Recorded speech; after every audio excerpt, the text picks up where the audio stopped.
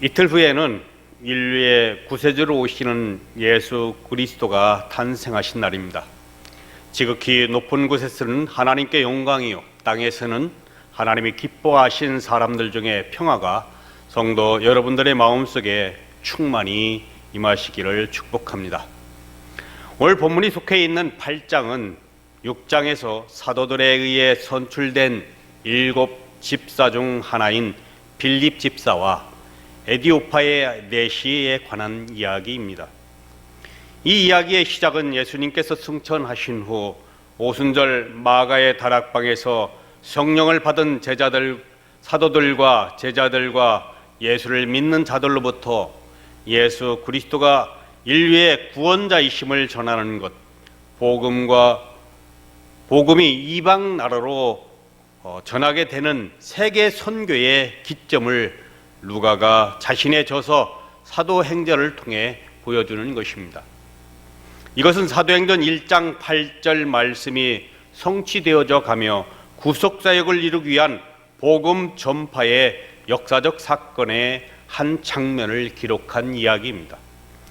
이 구속사역을 위하여 사도행전 6장에서는 예수님의 제자인 12 사도들은 자신들이 사도로서 행해야 할 복음 전파의 본연의 사역에 최선을 다하기 위해 7 집사를 선출하게 됩니다.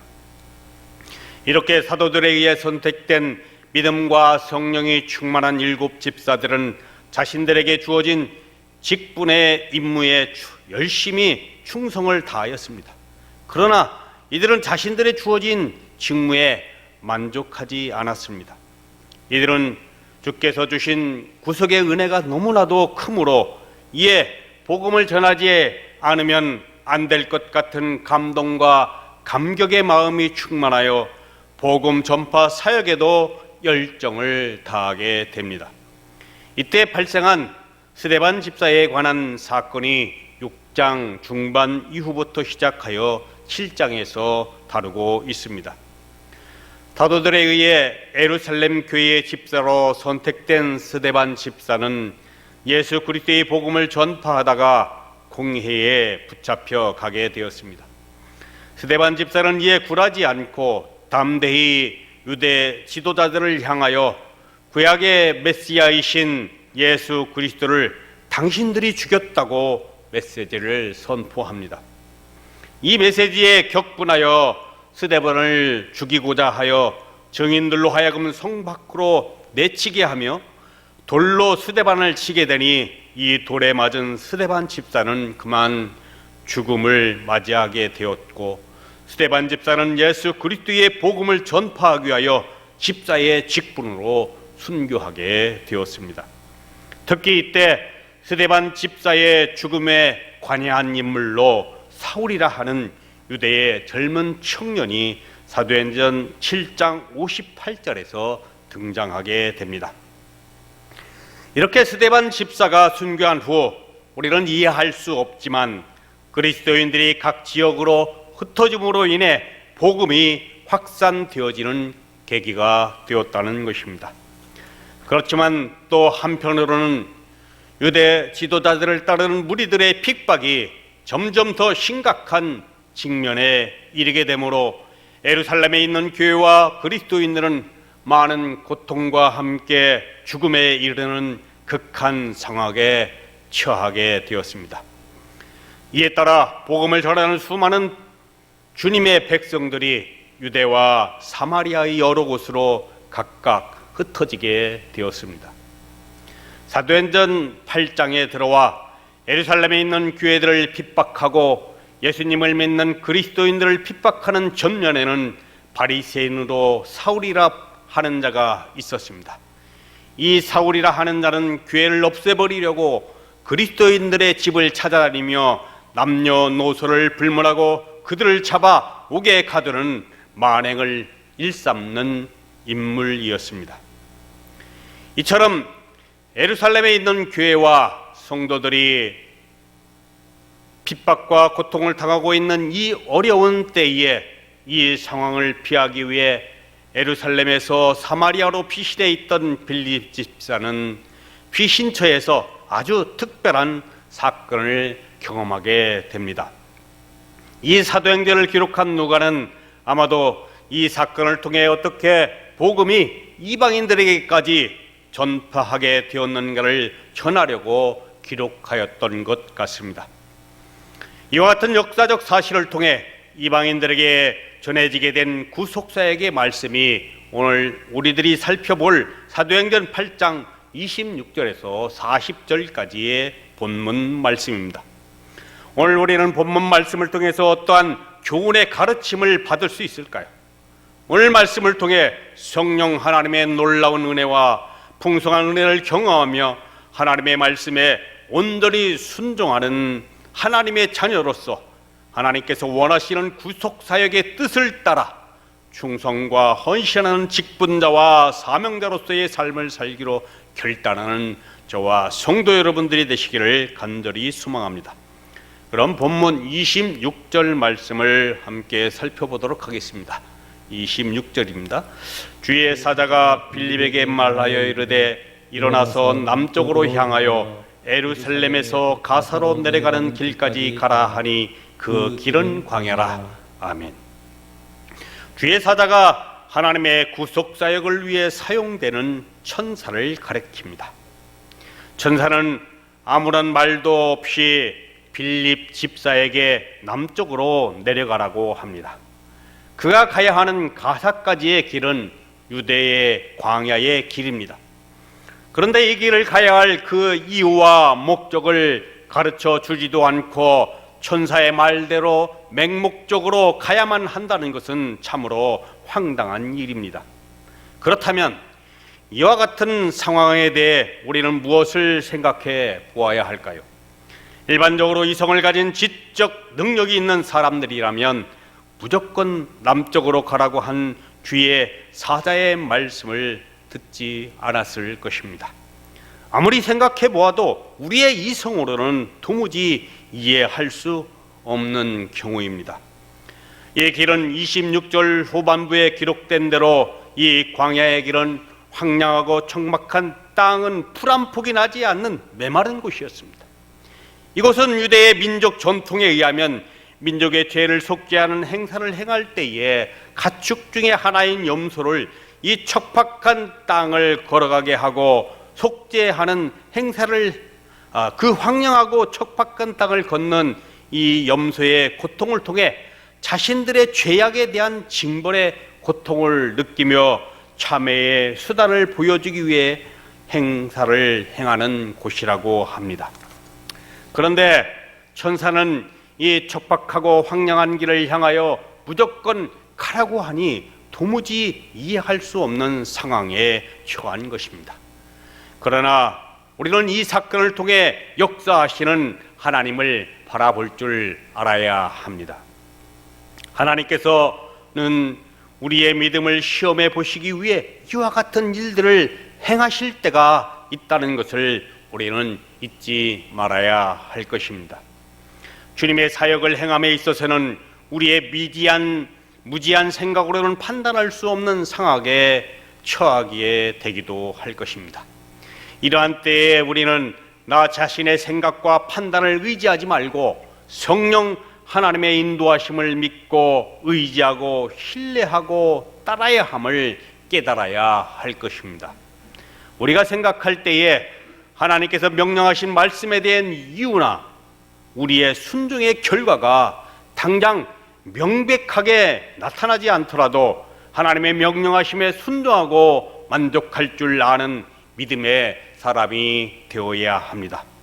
왜냐하면 우리는 죄로 말미암아 구원받을 수 없는 자였고 자녀가 될 수 없는 자였으나 하나님의 무한하신 구속의 은혜로 친히 자녀로 택하시고 구속 사역을 위한 하나님의 사명자로 세워주셨기 때문입니다. 사랑하는 성도 여러분, 하나님께서 택한 자를 통해 이루시고자 명령하신 구속 사역은 하나님의 뜻과 섭리와 역사하심에 따른 사랑과 생명과 진리의 말씀입니다. 이 명령하심의 무조건적인 순종은 그에 따른 성공적인 결과와 은총이 그 속에 내포되어 있다는 사실을 확실히 믿으시기를 바랍니다. 여러분, 하나님의 말씀에 순종하는 것은 우리의 이성적인 생각 때문에 주께서 말씀하신 구속사역에 관한 일들에 대하여 우리가 준비하고 봉사하고 헌신하고자 하는 그 열정의 마음을 가로막고 지연시키는 것입니다. 이것은 곧 하나님의 구속사역에 대한 게으름과 태만과 불순종의 죄악을 범하는 것임을 우리는 잊지 말아야 할 것입니다. 오직 우리가 해야 할 일은 오직 하나님 말씀에 순종하며 그분이 원하시는 구속사역의 뜻을 이루어가기 위한 일에 어떠한 이유를 들거나 숫자적인 논리로 계산하며 주님을 따르는 사람은 하나님의 부름을 받은 사명자라 할 수가 없습니다. 한 예를 살펴봅니다. 예수님께서 갈릴리 바닷가에서 제자를 삼으실 때의 일입니다.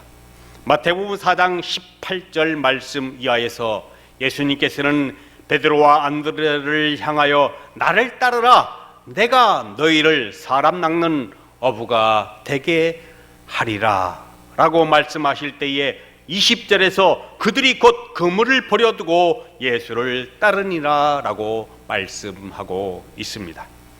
이에 베드로와 안드레가 자신의 인생의 삶에 대한 계산적인 이유와 조건을 따지지 않고 무조건적으로 순종하여 예수님을 따랐던 것을 우리는 볼 수 있었습니다. 사랑하는 성도 여러분, 예수님께서 좋아하시는 사명자는 자신의 유익을 포기하고 무조건적인 순종으로 주님을 따르는 것이며 자신에게 맡겨진 사명을 위하여 헌신하고 충성하는 삶을 다하여야 기뻐하실 것입니다. 이러한 믿음과 순종의 자세가 말할 수 없는 하나님의 구속의 은혜로 말미암아 사명자의 직분을 받은 자의 본분임을 우리는 잊지 말아야 할 것입니다.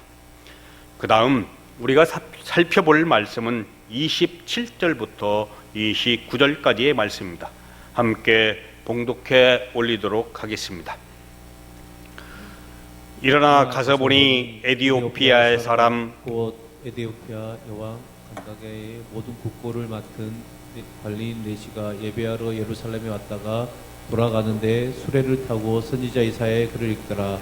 성령이 빌립더러 이르시되 이 수레로 가까이 나아가라 하시거늘. 아멘. 26절 중반 이후의 말씀을 보면 예루살렘에서 가사로 내려가는 길까지라고 기록하고 있습니다. 이 가사 지역은 예루살렘에서 해안 지방의 남서쪽에 위치한 곳으로 약 40에서 45마일 정도, 그러니까 64km에서 72km 떨어진 곳을 말합니다. 빌립 집사는 주의 사자의 말씀에 순종하여 이곳 가사에 가게 됩니다.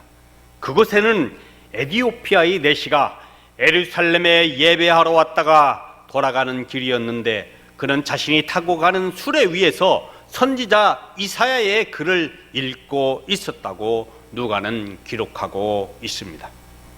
사랑하는 성도 여러분, 빌립은 주의 사자의 말씀대로 순종하여 가사에 내려가고 있었지만 60에서 70km 되는 거리를 그 어떤 이유와 목적을 알지 못하고 마냥 그 황량하고 척박한 땅을 걸어가고 있었습니다. 이 일이 과연 정상적인 일일까요? 아마 상상하지도 못할 일일 것이며 기가 막힐 노릇이었을 것입니다. 그런데 그 가사에 내려가는 길에서 주의 사자가 말한 대로 어떤 한 사람을 만나게 되니 그 얼마나 놀라운 일이었겠습니까? 오늘 본문 27절에서는 이 네시를 소개하기를 에디오피아의 여왕 간다게의 모든 국고를 맡은 관리인 네시라고 합니다. 여기에서 여왕 간다게라고 말한 것은 여왕의 이름을 말하는 것이 아니라 그 나라의 왕조의 여왕을 지칭하여 호칭으로 사용하고 있는 것입니다. 그런데 에디오피아의 국거를 관리하는 네시가 어떻게 예루살렘에 예배하러 왔는지 우리는 알 수 없지만 그는 약 3,900km의 머나먼 타국 땅 길을 왔다가 다시 돌아가는 길이었다는 것입니다. 이 내시는 아마 빌립보다 더 대단한 사람입니다. 이에 따른 추측은 열왕기상 10장에 기록된 솔로몬 시대의 스바야 왕이 예루살렘을 내방한 이후 지속적으로 순례자들이 유대교에 입교하기 위해서나 예배를 드리기 위해 머나먼 타국의 길을 순례의 길을 삼아 행한다고 합니다. 이렇게 고생을 마다하지 아니하고 머나먼 순례의 길은 약 7,800km나 되지만 이 고행의 길을 왔다가 다시 돌아가고 있는 에디오피아의 내시를 만나게 된 것입니다. 우리의 이성적인 생각으로는 감히 생각할 수 없는 일을 이 에디오피아의 내시가 하고 있는 모습입니다. 사랑하는 성도 여러분, 과연 이 내시의 행동을 이해할 수 있는 일일까요? 그러나 하나님을 믿는 믿음은 시대가 아무리 다르다고 하지만 하나님을 경외하는 믿음의 마음과 하나님을 향한 진정함의 마음은 어느 시대에나 똑같지 않을까요? 이 에디오피아의 내시는 한 나라의 중요한 재정적인 문제를 관리하는 직책을 소유한 자입니다. 일반적으로는 자신의 위치와 이성적인 판단을 따른다면 과연 예배자로서 그 엄청난 고난의 길을 자신이 하려 하지 않고 다른 사람을 시키지 않았을까요? 그런데 그는 돌아가는 길에 수레 위에서 이사야 선지자의 글을 읽고 있다고 합니다. 머나먼 길을 가야만 하는 내시는 자신의 피곤함을 모르는 무쇠 같은 체력을 가지고 있었을까요? 자신의 피곤함을 달래기 위해 수레 위에서 잠을 청하거나 휴식을 취하지도 아니하고 잘 이해하지도 깨닫지도 못하는 말씀, 양피와 파피루스에 기록된 두루마리로 된 성경 말씀을 읽고 있었다고 하는 말씀입니다. 참으로 놀라운 일이며 마땅히 우리가 본받아야 할 일입니다.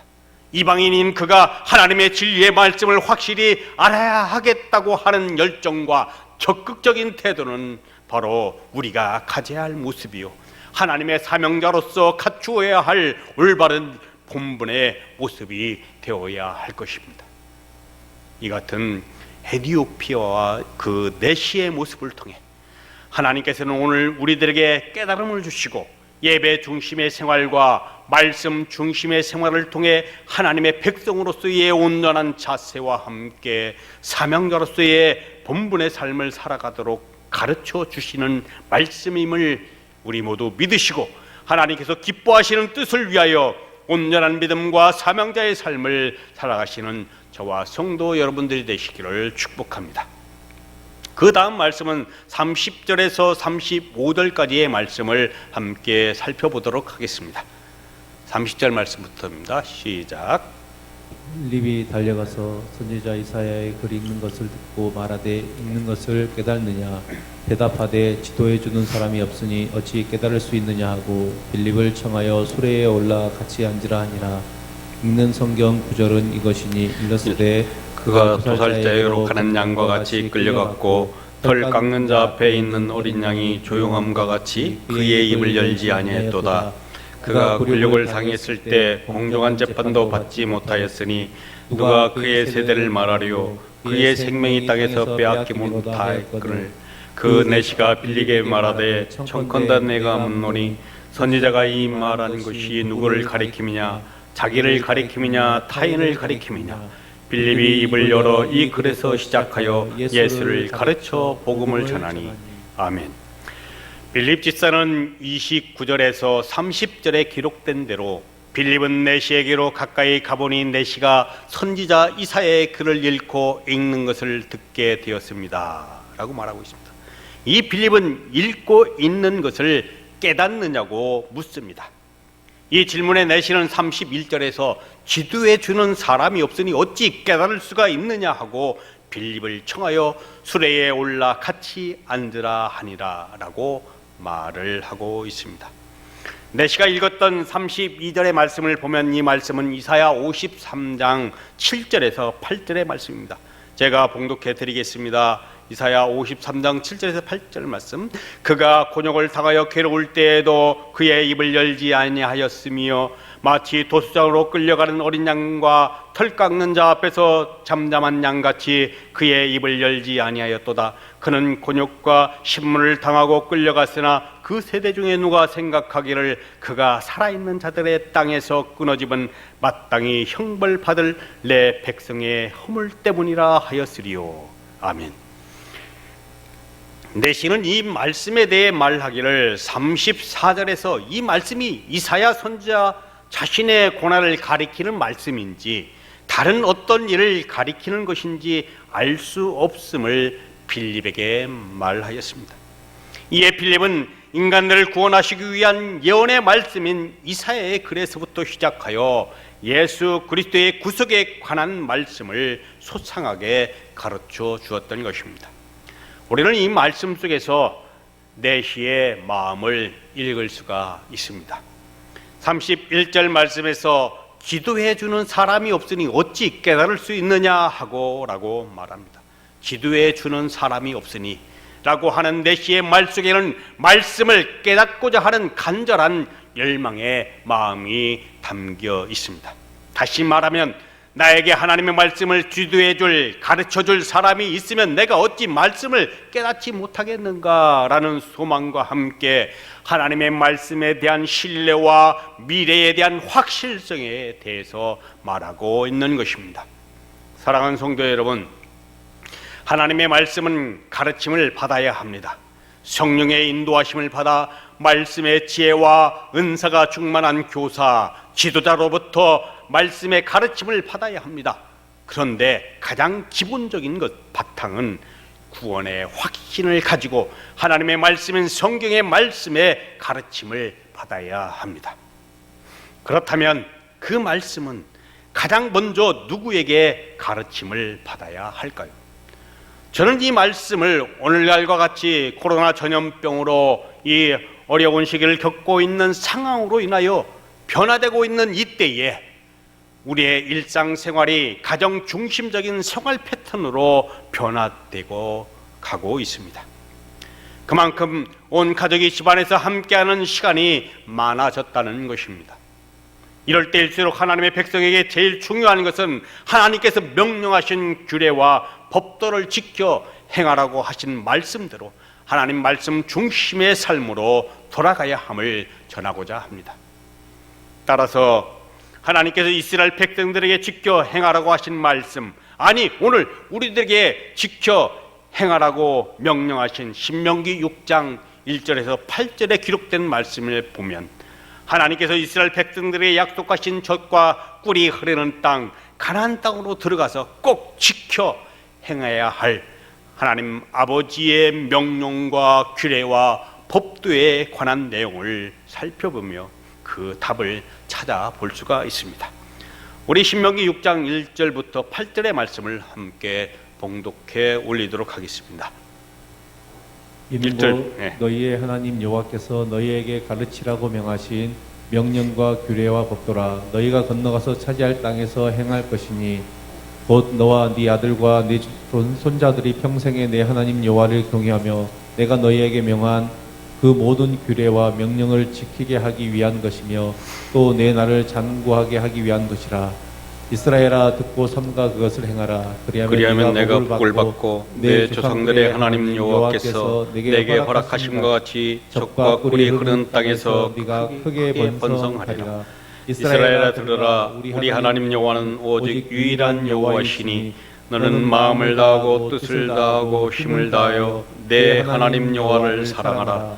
오늘 내가 내게 명하는 이 말씀을 너는 마음에 새기고 내 자녀에게 부지런히 가르치며 집에 앉았을 때에든지 길을 갈 때에든지 누워있을 때에든지 일어날 때에든지 이 말씀을 강론할 것이며 너는 또 그것을 내 손목에 메어 기호를 삼으며 내 미간에 붙여 표로 삼고 내 집 문설주와 바깥문에 기록할지니라. 아멘. 이 말씀 중 신명기 6장 1절과 2절과 6절과 7절의 말씀을 보겠습니다. 이 말씀을 보면 하나님의 자녀는 하나님의 법을 따라야 하는 책임과 의무가 주어졌습니다. 이는 하나님의 자녀에게 행해야 할 자발적인 삶의 모습입니다. 이 책임과 의무는 반드시 후손들에게 축복을 가져다주는 삶의 방법이기도 합니다. 그 축복의 메시지는 이미 하나님께서 아브라함에게 약속하셨던 언약의 말씀입니다. 이후로 이스라엘 백성들에게는 나라의 위기와 함께 수많은 어려운 일들이 닥쳐왔습니다. 그러나 그 가운데에서도 아브라함의 후손들에게는 지속적으로 하나님과의 약속의 말씀은 유효했으며 존속되어 가는 것으로 꼭 지켜 행해야 하는 것이었습니다.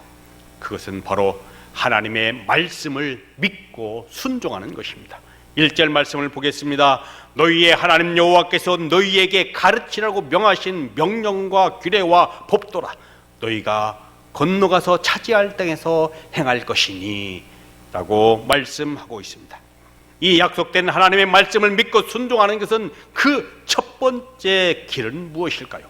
그것은 제일 먼저 하나님의 말씀을 가르쳐야 된다고 말씀하십니다.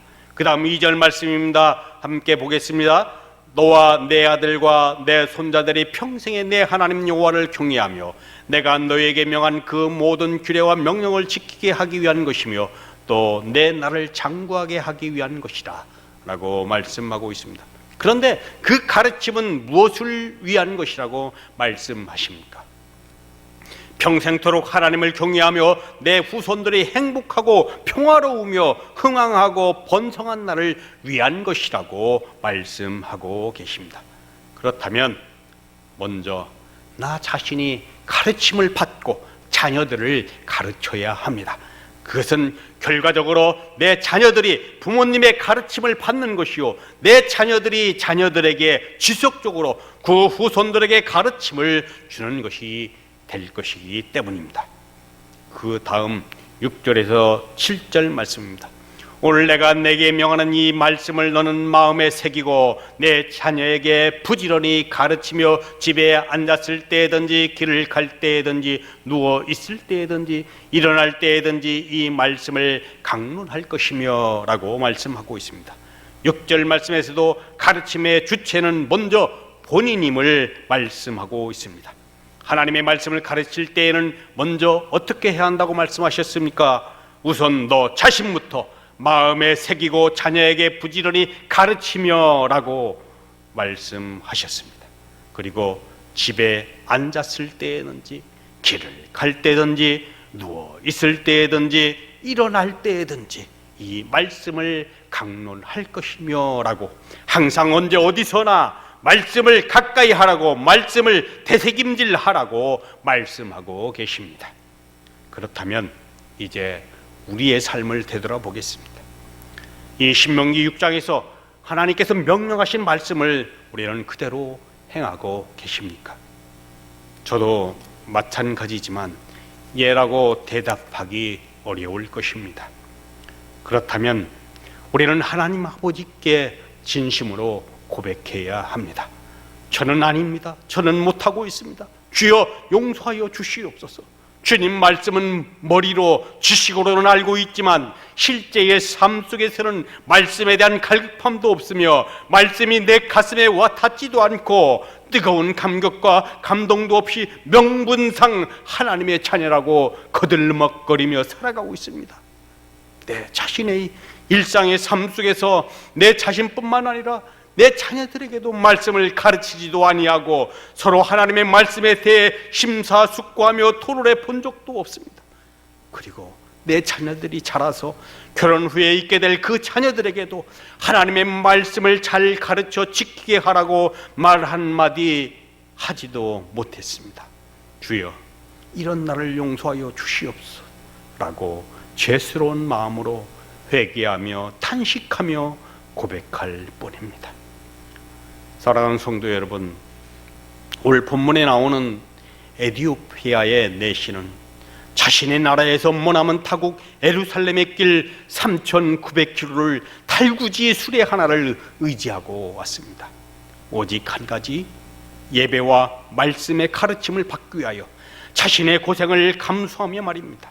그리고 또다시 머나먼 고국으로 돌아가기 위해 3,900km의 길을 가야만 했습니다. 그런데 그 대신은 달구지 위에서 말씀을 보고 또 소리내어 읽고 있습니다. 다른 어떤 말씀을 드리지 않아도 머나먼 나라 이방의 나라에서 온 이 내시의 모습을 보면 감동과 감격이 되지 않겠습니까?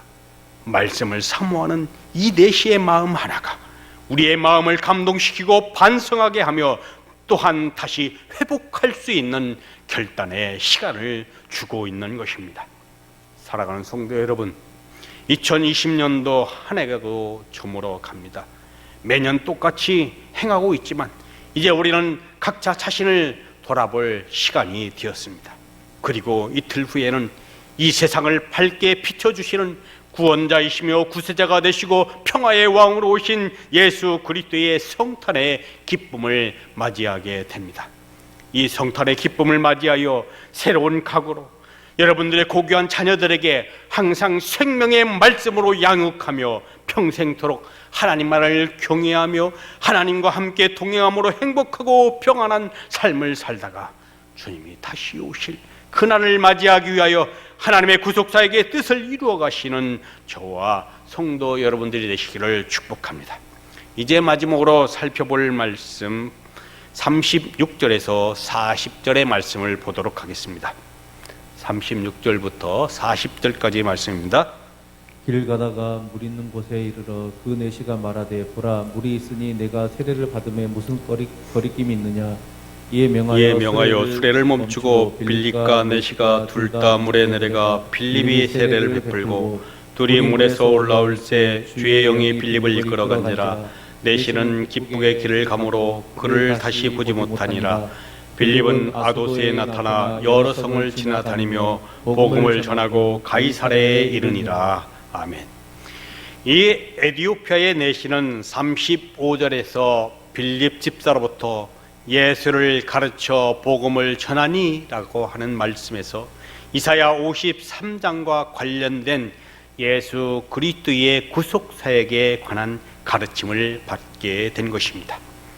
이렇게 빌립 집사의 복음을 제시를 받고 난 후에 주님을 구주로 믿어 나는 죄인으로소이다 라고 회개하며 주님을 나의 구세주로 영접하게 되니 주의 성령이 임하여 내시는 세례를 받고자 하였고 빌립이 내시에게 세례를 베풀고 나니 주의 성령이 이 두 사람을 각기 자기의 길로 인도해 감을 볼 수 있습니다.